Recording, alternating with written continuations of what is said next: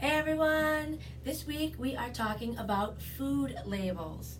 All right, great subject.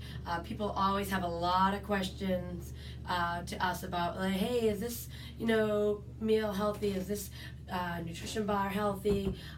So we thought we would take a week to talk a little bit about things to look at on the food labels, things to kind of be wary of. Unfortunately, you have to do a little bit of work and research these days to really understand what you're eating. Because companies will purposely put on the kind of the front of their package that things are healthy, things are natural, and what does that really mean? Unfortunately, it doesn't always mean that it's healthy. So let's talk a little bit about some of the things that you want to look for on food labels. Let me also say that one great thing that you want to kind of work at is eating a lot less food that has food labels on it. So what do I mean? If you're eating, vegetables, you're kind of eating stuff that's on the outside of that store, then it's not going to have much of a food label on it. It's carrots, it's lettuce, it's spinach. It is what it is. So ideally, most of your food is going to be just that. But realistically, obviously, we're going to get some items that have labels. And so kind of let's talk about what to look for and what to kind of avoid, pitfalls to avoid. All right? So Beth, why don't you lead us off? All right, so first of all, when you pick up a package, you want to check the serving size. Companies will do this a lot. They will make it half of a serving size, and there's 2 servings per package. So the bad ingredients don't look as bad, and people don't realize. You can take like a can of soda, for example. A serving size of a can of soda is half the can. Who drinks half a can of soda? Most time people are going to drink a whole can, but that's their way of showing less sugar and less of the bad ingredients. So you always want to check what the serving size is and how many servings that package has. Yep, great point. Another thing that's important to know about food labels is to take a look at the order of ingredients. Items have to be listed in order of abundance. In other words, the things that have the most, like the item that has the ingredient that is most prevalent, needs to be listed first, and then it goes in order from there. However, companies can still get a little tricky with this, and I use this example all the time, but it's probably, I think, one of the ones that they do it the most with. Yeah, the biggest one, sugar. So companies can, they formulate a protein bar. I don't know why that's what's on my head right now. I keep saying protein bar, but they formulate a protein bar. They include the ingredients, and it says, peanuts, but then it says brown rice syrup, and then it says a couple more things, and then it says cane sugar, and then it says a couple more things, and it has, dextrose. So all of those things, pure cane sugar or natural cane sugar or organic, they like to throw the word organic cane sugar, brown rice syrup, honey, agave. Quite frankly, at the end of the day, that is all sugar. But if it is made into the product into kind of separate, ingredients, they can list it separately. If all of those items were kind of put together as sugar, then that item would probably be number one on the ingredient list, but they've kind of in a sneaky way been able to kind of get it a little bit further down on the ingredients. So I guess the long story of that is you do need to look at the whole list, and you do need to do a little research to understand what those ingredients are. Another thing about ingredients, is that the longer the list, probably the more you want to avoid that product, because it probably means it's got some chemicals and stuff. I mean, if you can't pronounce half of what's in that label, then maybe you don't even want to have it. Yeah, and we always use peanut butter as a good example for less is more.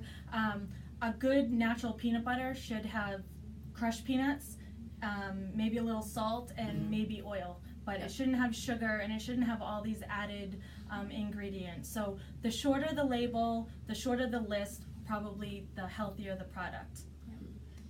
The other thing you guys want to ask yourselves when you're looking at that label is, how is it fitting into your individual goals? So flip it around, and yogurt's a big one. I think people automatically assume that yogurt's going to help like their protein goals when they're on a low carb. You would be surprised how many yogurts, if you look at your label, have more sugar than they do protein in them. Even, a cottage cheese that has the added fruit to it, granola bars, nutrition bars, a lot of those things will have those added ingredients that can really creep up on you. So turn it around. Actually look at the ratio of proteins to carbs to fats and see how it is fitting into your goals for the day. You could be surprised that that's actually not giving you the benefit you thought it was. Yeah, that's a great point, because we even will say protein bars in our day-to-day talking with you guys, and that's because most of the time it says protein bar on it. But many of the bars, if you actually look at it, it's really usually like a 2-to-1 ratio Of on carbs to protein. It's usually a carb bar. It really is. Yeah. There are some protein bars that have, 22 grams of carbs and 7 grams of protein. Yeah. So Yeah. you really didn't give yourself the protein boost you probably thought you were giving yourself. On Doesn't that one. mean you can't ever have it. They make great post-workouts. To me, Yes. those are, like she said, they're usually 2-to-1 to 3-to-1 ratio, so they're usually a great, if you have to grab and go. Yeah. Keep it in So your again, bag. doesn't mean you can't have it. It's just all about, tying into what we've talked about already, being mindful about what you're eating. And reading your food labels is going to help you take that next level in mindfulness, because you're truly going to know what's in your body. You guys will be educating yourselves to make those better decisions even when you're done with this group. Yeah. I know I touched on this a little bit in the beginning, but the big thing is to try to not trust kind of the marketing stuff that's on the front. The back is where they, by law, have to list the ingredients and calories and fat and sugar and all that stuff. But the front is where they have like a little bit of play, and they can put words like natural and organic. Yeah. Yes, they actually have to be organic in order to say it, but at the end of the day, organic doesn't necessarily always mean healthy. Almost anything can, sugar is organic. So again, it's kind of making sure that just what you see on the front doesn't necessarily mean it's healthy. And especially with the word natural. I Yes. mean, so many Everything's companies natural. are jumping on board now and just posting natural on all their packaging. And natural, all that means to them is that it came from nature, and that's Yeah. pretty much everything. Right. So they can label anything as natural. There's really no guidelines and regulations for using that Doesn't term. make it healthy. There are some changes that are actually, you're going to coming to the food labels, and I'm not going to get into a ton of detail here, but you might actually start seeing it. The good news is that they are trying to make it a little bit more user friendly. I think they have through to the 2018 to do that, but you're going to start seeing the labels change, so I just think it's important to kind of mention that. And they are going to have to start being a little bit more honest about, like, say for instance, serving size. They might still be able to pull that trick of like, yeah, here it's 20-ounce soda, but the serving size is 2, but they're also going to have to put next to that what a reasonable serving is, what you would normally do it, and then line up the calories and the fat and the sugar content according to that. So you might start noticing a little change to your food labels, and the hope is that in the long run it's going to actually start making it a little bit easier. I think one of the best changes they're making is you're now going to see added sugar. So I think a lot of people, when they look at something that has fruit in it, they automatically think that the sugar that's in there is from the fruit. But starting next year, Yes. they're going to have to say how much of that is natural sugars, and then they're going to have to tell you how many grams of sugar they actually added to that product for those added sugars. So that'll be a real help, I That'll think. be great.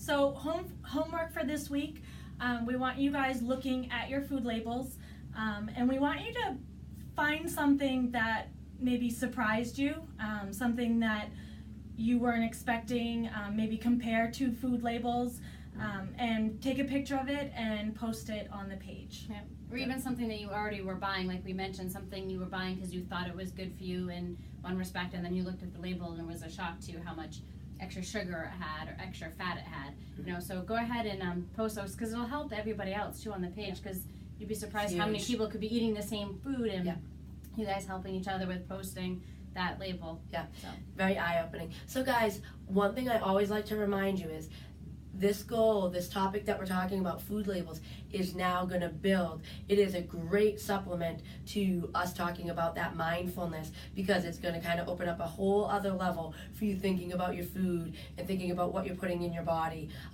But everything else still applies. You need to still be eating those vegetables. You still need to be thinking about how you're going to add those into every meal. You still need to be hydrating. You know, check those food labels on drinks. You know, our water, right? Make sure you're truly drinking what you think you're drinking. The food labels can help with the pre and post to help with your 1-to-1 ratio or your 3-to-1 ratio. Just getting, you know, enough carbs and protein. Yeah. So keep building and keep working on all of those goals. Great job, guys. Keep it up.